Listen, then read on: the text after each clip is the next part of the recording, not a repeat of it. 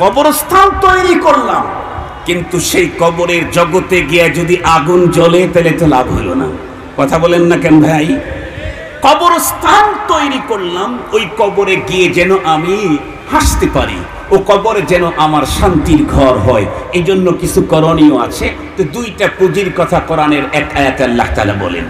এই দুইটা পুঁজি যার কাছে আসে, সে প্রাইম মিনিস্টার যদি হয় তার কোনো পেরেশানি নাই, সে যদি উকিল হয় তারও কোনো পেরেশানি নাই, সে যদি বিরোধী দলীয় নেতা হয় তারও কোনো পেরেশানি নাই, সে যদি কোনো দলের নেতা কর্মী কিচ্ছু না হয় তাতেও কোনো পেরেশানি নাই, সে যদি স্টেটলেস হোমলেস, ঘর নাই, বাড়ি নাই, ঠিকানা নাই, পরিচিতি নাই, কেউ তারে না চিনে, কিন্তু তার কাছে আছে সেই মহা সম্পদ দুইটা, একটা হলো ঈমান আর একটা হলো নেক আমল, তাহলে তার কোনো পেরেশানি নেই।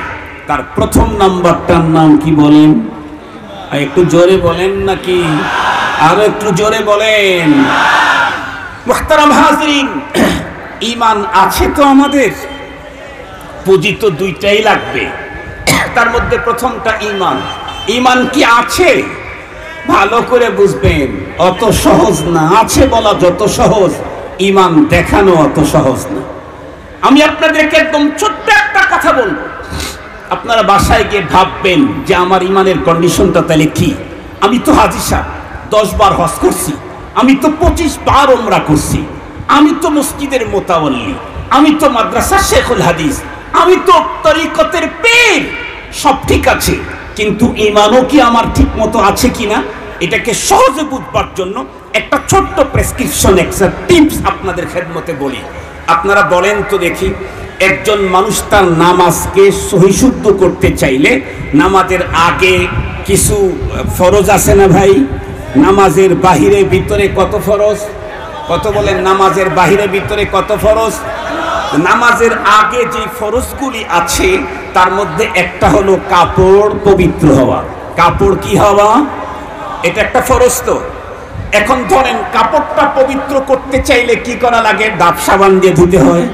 না না, এই কাপড়টাকে পবিত্র করতে চাইলে ধরেন দুনিয়াতে 10 আইটেমের অপবিত্রতা আছে, যেমন মানুষের পেশাব, মানুষের পায়খানা, মানুষের শরীরের পুজ, পানি, মানুষের শরীরের ব্লাড, এই জাতীয় অনেক 10টা আইটেম ধরেন দুনিয়াতে 10 আইটেমের নাপাকি আছে। এই সবগুলা থেকে যদি এই কাপড়টা সেফ থাকে তাহলে কাপড়টা পবিত্র। ভালো করে বুঝবেন কথা।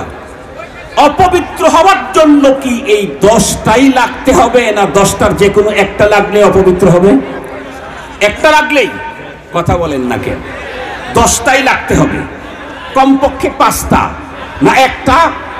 একটা লাগলেই পুরাটা অপবিত্র। মনে রাখবেন, একজন মুমিন হতে চাইলে, ঈমানদার হতে চাইলে কোরআনে পাকের বিসমিল্লাহর বা থেকে সূরা নাসের সিন পর্যন্ত টোটাল কোরআনের উপরে অবিচল আস্থা এবং পূর্ণাঙ্গ বিশ্বাস স্থাপন করতে হবে, তাহলে সে মুমিন। কিন্তু কাফের হওয়ার জন্য, বেঈমান হওয়ার জন্য পুরা কোরআন অবিশ্বাস করা দরকার নাই। কোরআনে পাকের একটা শব্দকে অবিশ্বাস করলেই পুরা কাফের, আর ঈমান নাই। হজ তো 20 বার করেছি, কিন্তু কোরআনে বর্ণিত পর্দার আয়াত কি মানি না আমার আপত্তি আছে? সুদের বিষয়টাকে আমি মানি নাকি আপত্তি আছে? ইসলামী শিক্ষারীতিকে আমি মানি নাকি আমার আপত্তি আছে? খুব ভালো করে বুঝবেন, কোরআন যত বিধান দিয়েছে প্রত্যেকটা বিধান আমি আমল করতে পারি না পারি সেটা ভিন্ন কথা, কিন্তু এগুলি মনে প্রাণে বিশ্বাস স্থাপন করতে হবে, নাইলে লক্ষ কোটি বার হজ করলেও হাজী হওয়া হতে পারে, ঈমানদার হওয়া সহজ নয়। কথা কি বুঝাইতে পারছি আপনাদেরকে? মুহতারাম হাজরিন, প্রথম যেই পুঁজিটা আমার পরপারের মুক্তির জন্য দরকার সেটার নাম হলো ঈমান। দুঃখের কথা বলতে হয়, আজকে মুসলমানদের সন্তানদেরকে শিক্ষিত করতে গেলে যেই বিদ্যালয়গুলিতে পড়ানো হয়, একেবারে প্লে নার্সারি থেকে শুরু করে FRCS ডিগ্রি নেওয়া পর্যন্ত কোথাও ঈমান শিখানোর ব্যবস্থা নাই। আমাদের যাদের বয়স 50 ঊর্ধ্ব, ছোটবেলায় আমরা ভাঙ্গা মসজিদে নামাজ পড়েছি।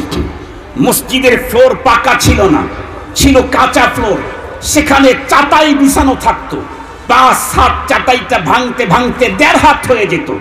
সকালবেলায় মর্নিং বক্তব্যে আমাদের অশিক্ষিত বাবা আর মা পৌঁছায় দিতেন গ্রাম্য মুন্সির কাছে।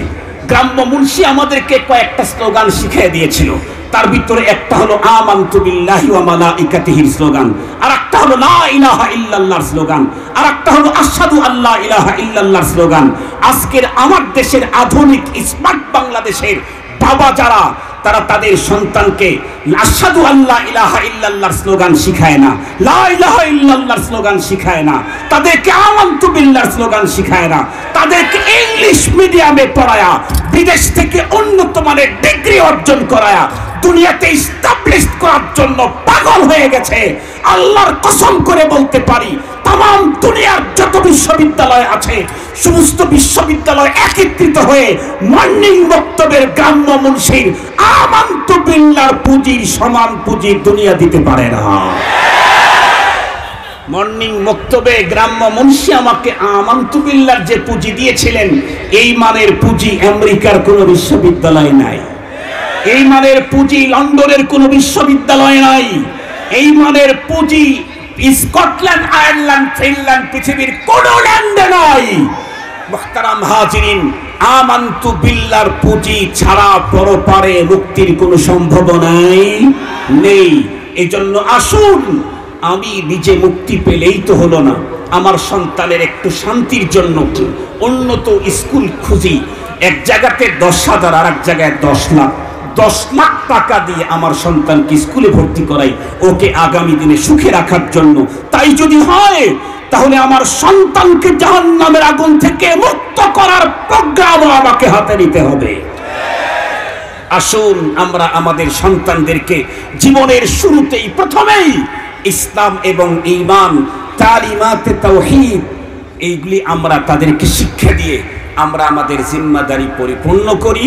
আল্লাহ পাকের কোরআনে আল্লাহ তাআলা আমাদেরকে আগেই মেসেজ দিয়েছেন, প্রকৃত সফলতা দুনিয়ার গাড়ি বাড়ি নারীর মধ্যে নয়, পরপরের জীবনে জাহান্নাম থেকে মুক্তি পেয়ে জান্নাতে ঢুকতে পারলেই সফলতা। আর সেই সফলতা অর্জনে 2টা পুঁজি লাগবে, তার মধ্যে 1 নাম্বার ঈমান। ঈমান আমাকে জানতে হবে, আমার পরিবারের সকলের জন্য ঈমান জরুরি। আল্লাহ পাক তৌফিক দান করুক। ওয়া আখিরু দাওয়ানা আনিল হামদুলিল্লাহি রাব্বিল আলামিন।